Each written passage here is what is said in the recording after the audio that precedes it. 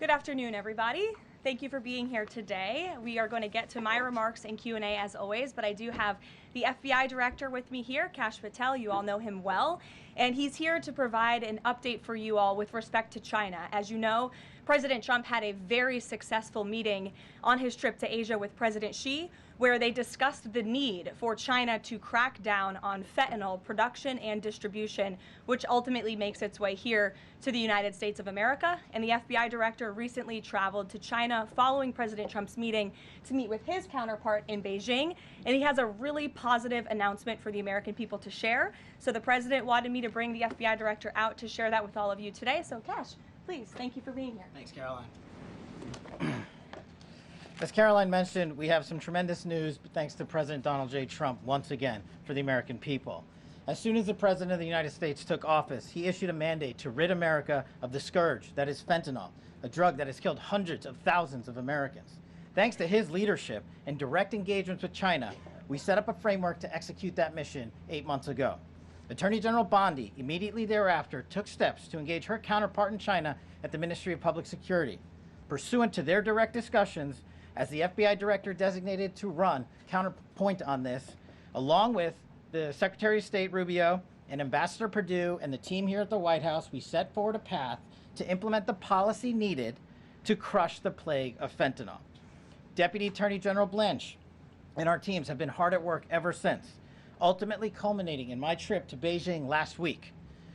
This was only possible due to President Trump's historic engagement with President Xi just a few short weeks ago that set the stage for today's announcement. At that meeting, the leaders reached an agreement.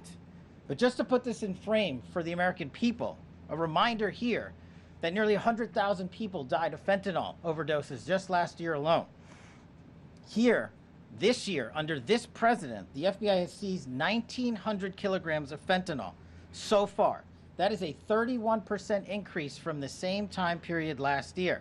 To put it in perspective, that's enough fentanyl to kill 127 million Americans. Fentanyl precursors are what makes up fentanyl. While we, the interagency, the Department of Justice, have been fighting hard to seize and stop drug traffickers, we must attack fentanyl precursors, the ingredients necessary to make this lethal drug. That was the sole purpose of my trip to China, to eliminate these precursors. And if successful, we would suffocate the drug trafficking organization's ability to manufacture fentanyl in places like Mexico. This was the first time an FBI director has been to China in over a decade and received the audience with his counterpart to address this matter directly. And again, thanks to President Trump's direct engagement with President Xi, the government of China committed fully to my engagement there on the ground in Beijing at a level never seen before. While at Ministry of Public Security headquarters, I met with my counterpart at MPS, where the Chinese government agreed on a plan to stop fentanyl precursors. What does that mean? The People's Republic of China has fully designated and listed all 13 precursors utilized to make fentanyl. Furthermore, they have agreed to control 7 chemical subsidiaries that are also utilized to produce this lethal drug. Effective immediately, essentially, President Trump has shut off the pipeline that creates fentanyl that kills tens of thousands of Americans. These substances are now banned, and they will no longer be utilized by the Mexican drug trafficking organizations or any other DTOs around the world to make this drug. This historic achievement has saved tens of thousands of lives. This historic achievement would not have been possible without the tremendous team of President Trump, the Attorney General, the Department of Justice, the Federal Bureau of Investigation, and Ambassador Perdue in China, whose ground-level engagements were imperative to achieving this result. This is yet another example of how President Trump defends the American people, provides security for the American people, and puts the American people first. This is a historic first-in-its-kind achievement by any president to stop the scourge of fentanyl, and it should be championed by every single American. This achievement will save lives. We are thankful for President Trump's steadfast leadership, and this FBI will fearlessly follow in his footsteps to ensure that this mission of safeguarding the American public is achieved every single day. Thank you. Thanks, Caroline. Thank you so much. Appreciate it. Okay.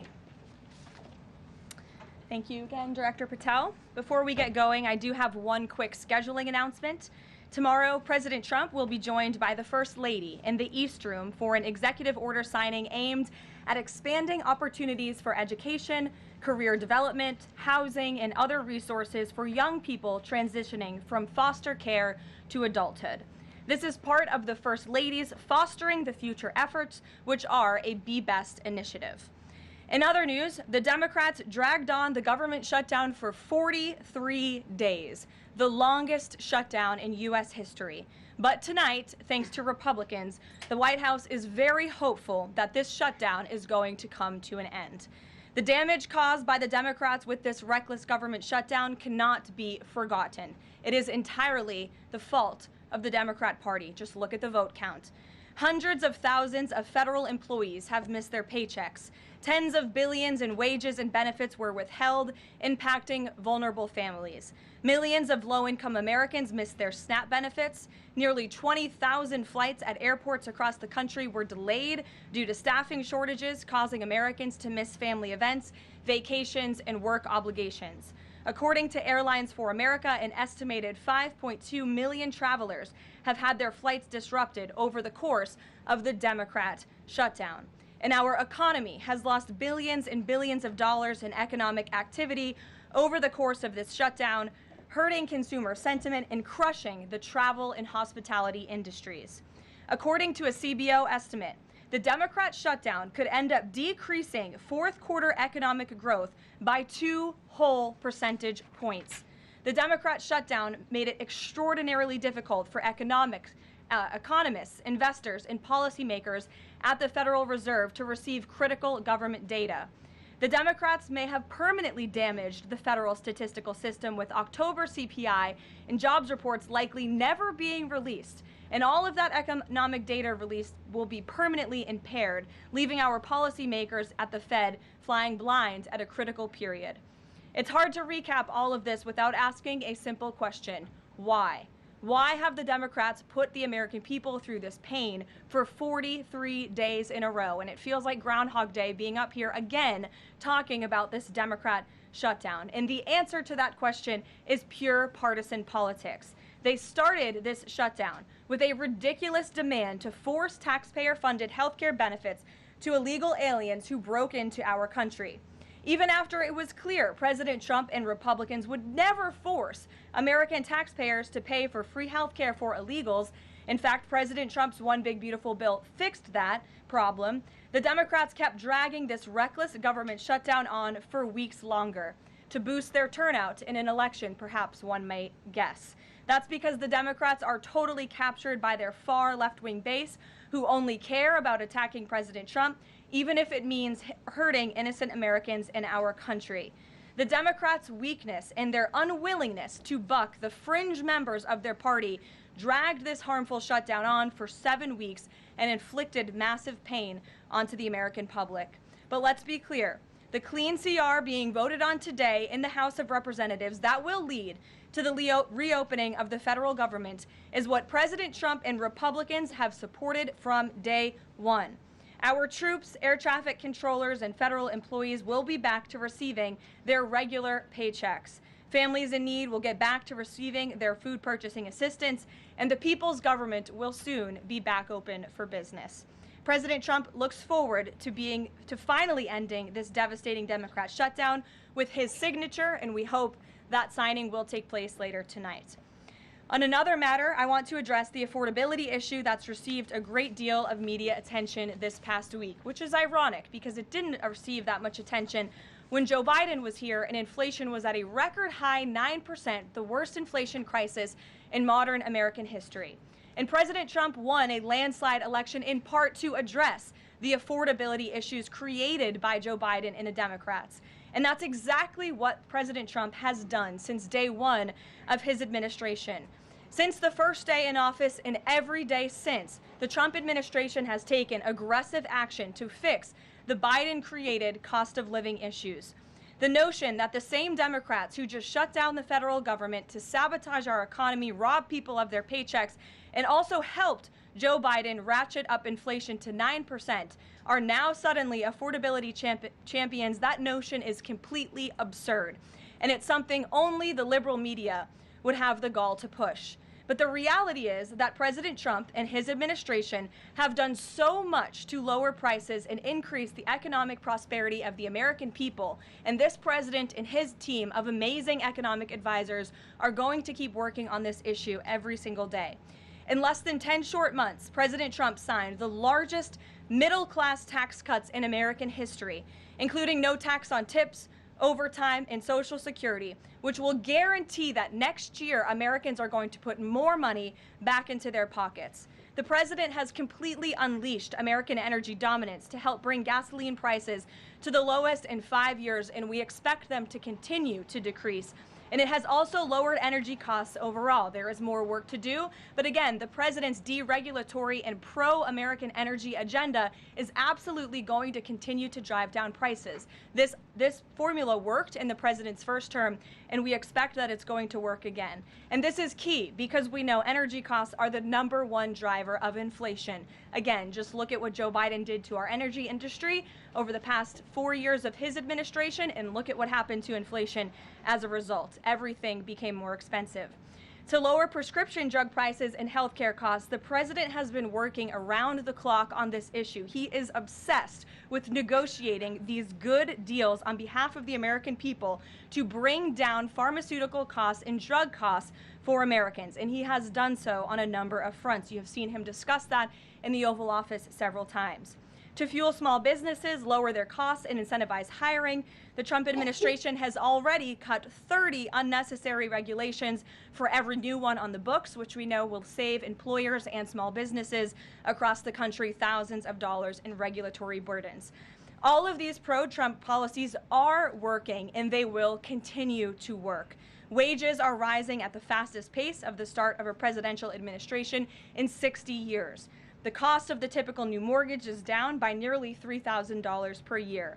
There's much work to do, and this administration will continue to do it. But President Trump has already made great progress in cleaning up the economic disaster that was created by Joe Biden.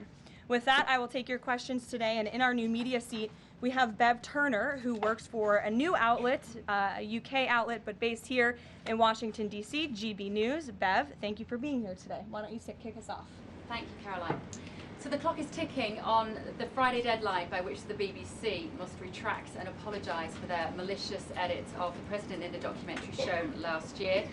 The recently resigned Director General of the BBC yesterday described the organisation as the very best of society and blamed the enemies of the BBC for this outcome. Also yesterday, a senior government minister launched a fierce defence of the channel in the House of Commons, saying that the broadcaster remains a light on the hill for people all over the world. So, does the president feel that the network is taking the situation seriously? Does he believe that they've shown sufficient regret? Does this strain the relationship between the president and the prime minister? And given that the organisation is publicly funded, is the president prepared to bankrupt the BBC in his pursuit of truth and justice? Well, thank you, Bev. There's a lot of questions in one there. I will say I know the president has a very good relationship with Prime Minister Starmer. You have been there. You've seen them in their interactions. You've questioned both leaders in your time joining us when we've gone to the United Kingdom a few different times now. However, he has always been very frank when he disagrees with leaders, even whom he has a good relationship with. And the BBC, being a fair news organization, is definitely an outlet. I think these two leaders would disagree. The president has made it very clear that this is a leftist propaganda machine that is unfortunately subsidized by British taxpayers, and he thinks that's extremely unfortunate for the great people of the United Kingdom and Great Britain. And I think that the president was deeply concerned by the editing, the purposeful and dishonest editing of his speech that was so clearly fake news, and he rightfully dubbed that term many years ago, and this is a classic example of that. We see it in the United States all the time. We see it now in the United Kingdom. As you know, the president's external legal counsel has filed a lawsuit against the BBC. We expect that to continue, and whether they apologize or not is up to them. Thanks for being here, Bev. Ouija. Thank you, Caroline. Sure. I have your statement about the new Epstein emails that have been released by House Democrats. Separate from why you believe the emails were made public, can you address their substance? Did the president ever spend hours at Jeffrey Epstein's house with a victim? These emails prove absolutely nothing other than the fact that President Trump did nothing wrong. And what President Trump has always said is that he was from Palm Beach, and so was Jeffrey Epstein.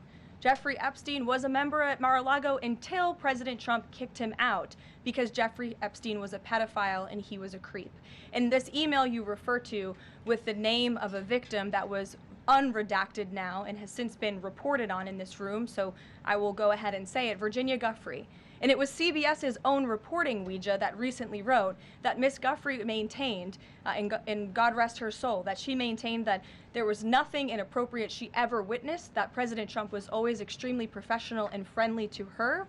And so I think it's a question worth asking the Democrat Party, and you should all go ask them after this briefing, of why they chose to redact that name of a victim who has already publicly made statements about her relationship with Jeffrey Epstein and is unfortunately no longer with us. Mary. Thank you, Karoline. Two questions on this. In the interest of transparency, why not just go ahead, release the full files on Epstein, get this all over with? This administration has done more with respect to transparency when it comes to Jeffrey Epstein than any administration ever. In fact, this administration, the Department of Justice, has turned over tens of thousands of documents to the American people. We are cooperating and showing support for the House Oversight Committee. That's part of the reason you are seeing these documents that were released today, because of the House Oversight Committee's and Republicans' efforts to get these out to the public. This administration also moved, the Department of Justice also moved to unseal grand jury testimony, which we know, unfortunately, a judge declined those requests. So this administration has done more than any, and it just shows how this is truly a manufactured hoax by the Democrat Party. For now they're talking about it all of a sudden because President Trump is in the Oval Office. But when Joe Biden was sitting in there, the Democrats never brought this up. This wasn't an issue that they cared about because they actually don't care about the victims in these cases. They care about trying to score political points against President Trump, as we have, of course, seen with this government shutdown. And this entire thing, again, it's not a coincidence to the American people at home. There are no coincidences in Washington, D.C. And it is not a coincidence that the Democrats leaked these emails to the fake news this morning ahead of Republicans reopening the government. This is another distraction campaign by the Democrat and the liberal media, and it's why I'm being asked questions about Epstein instead of the government reopening because of Republicans and President Trump. But given your Reagan. interest in transparency, Karoline, why are White House officials then meeting with Representative Boebert in an effort to try and get her to not sign this petition calling for the release of the files? Doesn't it show transparency that members of the Trump administration are willing to brief members of Congress whenever they please? Doesn't that show our level of transparency? Doesn't that show the level of transparency when we are willing to sit down with members of Congress and address their concerns? That is that's a defining factor of transparency. Having discussions with members of Congress about various issues, and I'm not going to detail conversations that took place in the Situation Room in the press briefing room. Reagan. I have a question about the government shutdown. Thank you. The Middle East. I'm glad someone does. First, on the government shutdown, the shutdown deal reverses the administration's regs, and it also prohibits more from happening until the end of January. I'm wondering if the president had input on this element of the deal, and if he's at all disappointed that's going to reverse the downsizing of the federal government that they did during the shutdown. I mean, look, I think it's about 6,000 workers total. When you look at that in comparison to the reduction in the federal workforce that this administration has done since January to get rid of the waste, the fraud, the abuse, and to reduce the size of our federal bureaucracy, we've done a lot of great work on that front, and we will continue to. But obviously, the president's main priority was to reopen the federal government and get people back to work, and that's what this deal accomplishes. Line, there's been reports in Israeli media that the U.S. is considering building a temporary military base on the Gaza border. Can you confirm these reports? So I had a conversation directly with the reporter who wrote this article, and this article was based on a single piece of paper, an inquiry that somebody in the Department of Navy made about an idea that may happen in the future.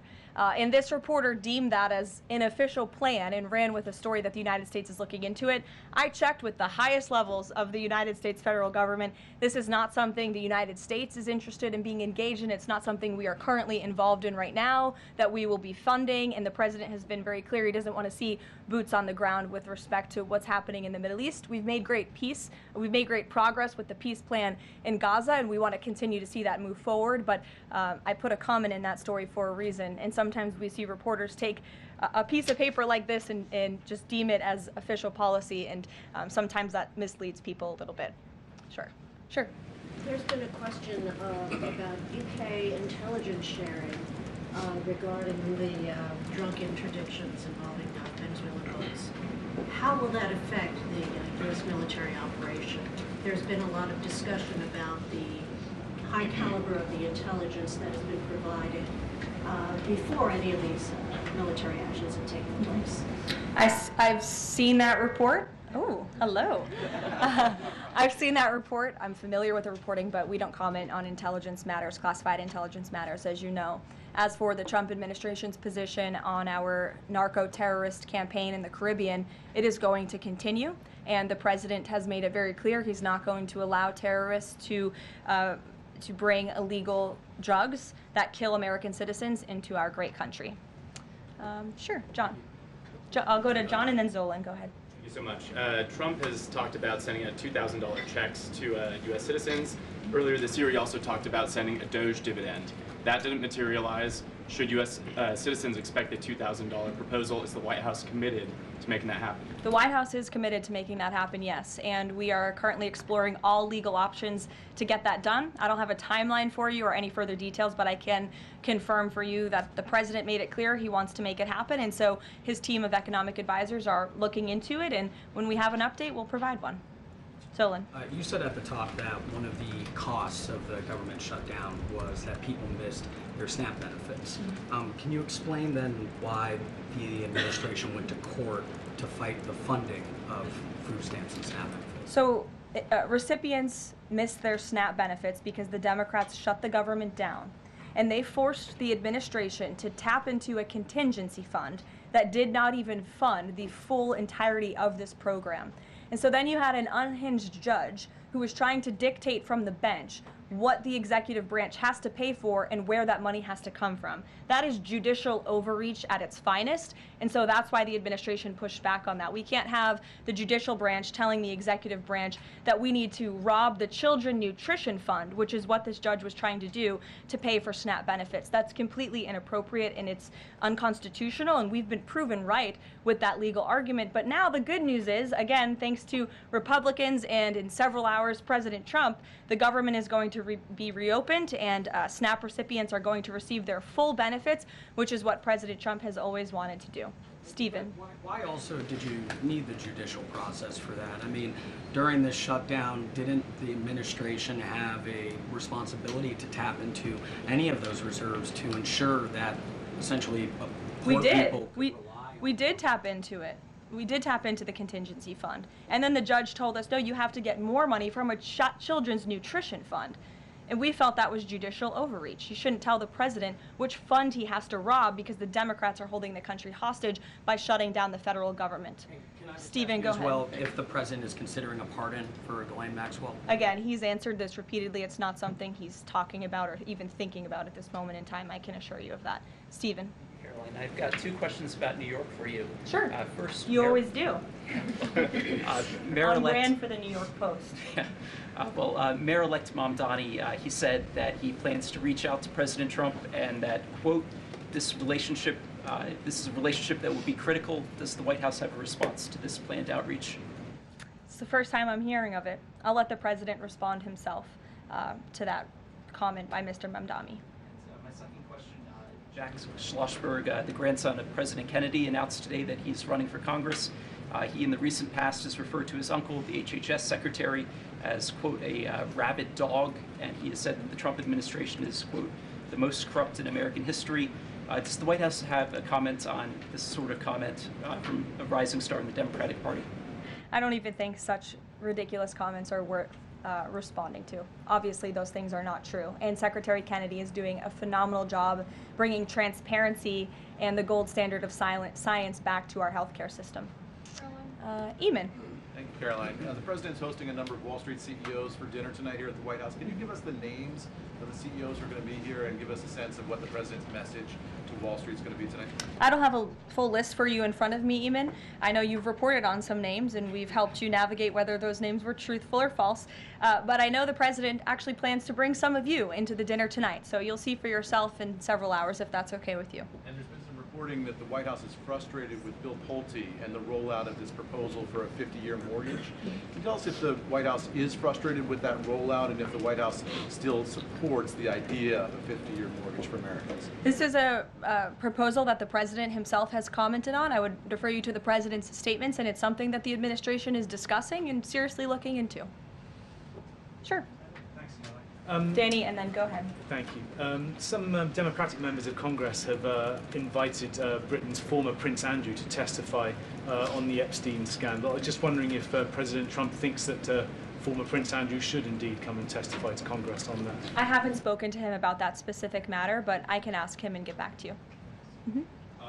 On the government shutdown, the President and House Republicans have made clear they were not going to negotiate health care strategy or policy while the government was shut down. Now, assuming that it reopens tonight, is the President intending to invite any Democrats over to have negotiations over these subsidies or any other plan to bring down the cost of health insurance? I will just add that, as you pointed out, the Democrats were holding our country hostage to try to negotiate on a health care system that they created. Obamacare, as it's famously called, is a system the Democrats created. It is a broken system. It has driven up healthcare costs dramatically in this country.